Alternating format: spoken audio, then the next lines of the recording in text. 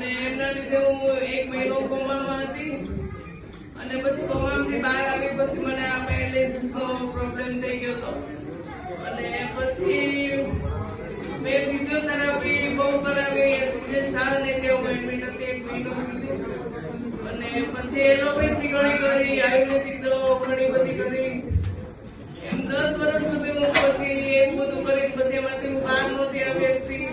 એટલે ડિપ્રેશનમાં વહી ગઈ હતી એ બધું બી બહુ બધું ફેસ કર્યું બહુ ઘણું બધું એમ અત્યારે કેવું લાગે છે અને પછી આ 3 મહિનાથી મેં આ પ્રોગ્રામ સ્ટાર્ટ કર્યો અને 3 મહિના થયા એમાં મેં મારું 9 કિલો વેઇટ લોસ કર્યું અને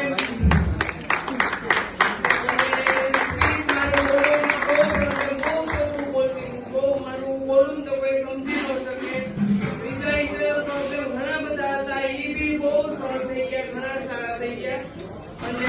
મેન્ટલી બી મને બહુ સારું લાગે છે આવી હું આ કન્ડિશનમાં મને બહાર જવા મને બહુ પહેલા શરમ આવતી કે હું આવું ન સારું લાગે હવે હું બિંદાસ બધે જ રહું છું. આજે પારુલબેન 300 લોકોની વચ્ચે માઇકમાં બોલી રહ્યા છે.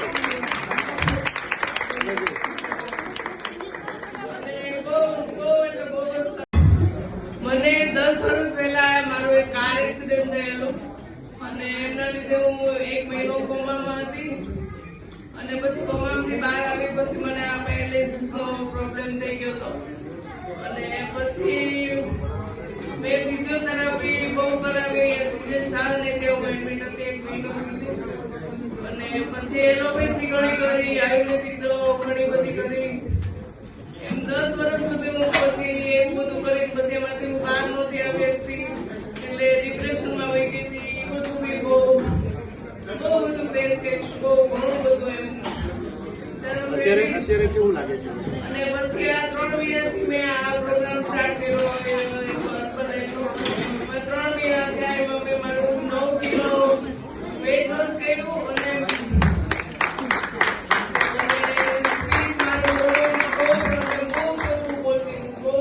બોલું તો કોઈ સમજી ન શકે